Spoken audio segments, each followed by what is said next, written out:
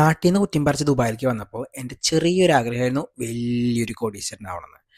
അംബാനിനെ വെട്ടിക്കണം. കാരണം അംബാനി കുറേ നാളായിട്ട് ഈ നമ്പർ 1 കോടീശ്വരൻ ലെവലിരിക്കുന്നത് എനിക്ക് അത്ര അങ്ങോട്ട് പിടിക്കുന്നില്ല. അറ്റ്ലീസ്റ്റ് എനിക്ക് ബുർജ് ഖലീഫയുടെ താഴെ ഒരു വീട് വെക്കണം. പക്ഷെ പോവെ പോവെ എനിക്ക് മനസ്സിലായി എൻ്റെ പ്രോപ്പർട്ടി എന്നല്ല, എൻ്റെ നാട്ടുകാരുടെ മൊത്തം പ്രോപ്പർട്ടി വിട്ടാലും നടക്കില്ല. അപ്പം ഞാൻ വിചാരിച്ചു വേണ്ട, കോടീശ്വരൻ വേണ്ട, കോടീശ്വരൻ കുറച്ച് ഹൈ ലെവലായി പോകും. ഒരു ചെറിയ ലക്ഷപ്രഭുവെങ്കിലും അതിനും ഒരു സ്കോപ്പില്ലെന്ന് കണ്ടപ്പോൾ എനിക്ക് മനസ്സിലായി വേണ്ട, ഡെയിലി കഞ്ഞി കുടിച്ച് പോകണം, അതൊക്കെ തന്നെ മതി. പക്ഷെ ഒറ്റയ്ക്ക് എനിക്ക് ദുബായിൽ കഞ്ഞി കുടിക്കാൻ താല്പര്യമില്ലാത്തത് കൊണ്ട് ഞാനൊരു ഗ്രൂപ്പ് ഓഫ് പീപ്പിൾസിനെ അങ്ങോട്ട് ഹയർ ചെയ്യാമെന്ന് വിചാരിച്ചു. ജസ്റ്റ് ഒരു ഹയറിങ് അല്ല കേട്ടോ, എൻ്റെ ചളി കേൾക്കണം, ഞാൻ പറയുമ്പോൾ ചളിക്ക് ചിരിക്കണം, പിന്നെ എന്നെ പൊന്നു പോലെ നോക്കണം. ഇതാണ് അവർക്കുള്ള ഡ്യൂട്ടീസ് ആൻഡ് റെസ്പോൺസിബിലിറ്റീസ്. ആ ഡ്യൂട്ടീസ് ആൻഡ് റെസ്പോൺസിബിലിറ്റീസ് വളരെ കറക്റ്റായിട്ട്, വളരെ കൃത്യമായിട്ട് ചെയ്തുകൊണ്ട് പോകുന്ന കുറച്ച് പേരാണ് ഇന്ന് നിങ്ങൾക്ക് ഈ വീഡിയോയിൽ കാണാൻ പറ്റുന്നത്. ഞാൻ മുൻപത്തെ വീഡിയോയിൽ പറഞ്ഞ പോലെ തന്നെ ഞാൻ ദുബായിലേക്ക് ആദ്യമായിട്ട് വരുമ്പോൾ എൻ്റെ കൂടെ ഉണ്ടായിരുന്നത് എൻ്റെ വളരെ ക്ലോസ് ആയിട്ടുള്ള ഒരു ഗ്യാങ് ആയിരുന്നു. വിച്ച് മീൻസ് എനിക്ക് വേറെ അപ്രീഷൻസ് കാര്യങ്ങളൊന്നും ഉണ്ടായിരുന്നില്ല. ഞാൻ ഭയങ്കര കംഫർട്ടബിൾ ആയിരുന്നു.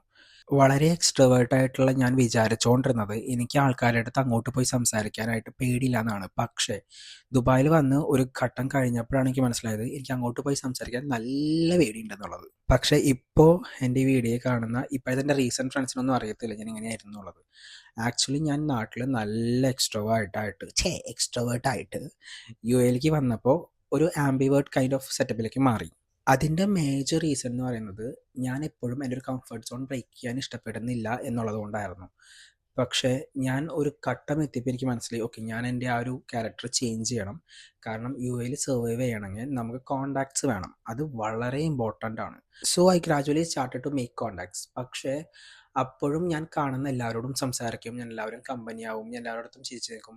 പക്ഷേ ഇവരെല്ലാവരും എൻ്റെ ഫ്രണ്ട്സാണോ എന്ന് വെച്ചാൽ ഒരിക്കലുമല്ല. കാരണം ഞാൻ എപ്പോഴും എൻ്റെ ഫ്രണ്ട്സിനെ വളരെ വാല്യൂ ചെയ്യുന്ന ഒരാളാണ്. അതുകൊണ്ട് തന്നെ ഞാൻ എൻ്റെ ഫ്രണ്ട്സ് ഗ്യാങ്ങിലേക്ക് ഒരാളെ എടുക്കണം എന്നുണ്ടെങ്കിൽ അത് അത്രയും കംഫർട്ടായിരിക്കണം. കാരണം അവർക്ക് എന്നെയും സഹിക്കാൻ പറ്റണം, അതെനിക്ക് തോന്നണം ഓക്കെ അവരെന്നെ സഹിക്കുന്നുണ്ട് എന്നുള്ളൊരു കാര്യത്തിൽ. പിന്നെ ഞാൻ ഒരിക്കലും ഫ്രണ്ട്ഷിപ്പിൻ്റെ കാര്യത്തിൽ കുറേ ക്വാണ്ടിറ്റി ഓഫ് ഫ്രണ്ട്സ് വേണമെന്ന് ആഗ്രഹിക്കുന്ന ഒരാളല്ല. എനിക്ക് ക്വാളിറ്റി ഉള്ള കുറച്ച് ഫ്രണ്ട്സ് മതി. കറൻ്റ്ലി എനിക്ക് അങ്ങനത്തെ കുറച്ച് ഫ്രണ്ട്സേ ഉള്ളൂ. പക്ഷേ അത് വളരെ ക്വാളിറ്റിയുള്ള, വളരെ റെസ്പെക്റ്റ് ചെയ്യുന്ന, വളരെ കംഫർട്ടാക്കി തന്നെ വെക്കുന്ന ഒരു ടീമാണ്. ഓഗസ്റ്റിൽ ജനിച്ച് ലിയോ ആയതുകൊണ്ടാണെന്ന് അറിയില്ല, ഞാൻ ആൾക്കാരെ പെട്ടെന്ന് ട്രസ്റ്റ് ചെയ്യായിരുന്നു ഇനീഷ്യലി. പക്ഷേ പല പണികളും കിട്ടിക്കഴിഞ്ഞപ്പോൾ എനിക്ക് മനസ്സിലായി ആരും കണ്ണടച്ച് വിശ്വസിക്കരുതെന്നുള്ളതും ആൾക്കാർ പെട്ടെന്ന് ചേഞ്ച് ആവും എന്നുള്ളതും.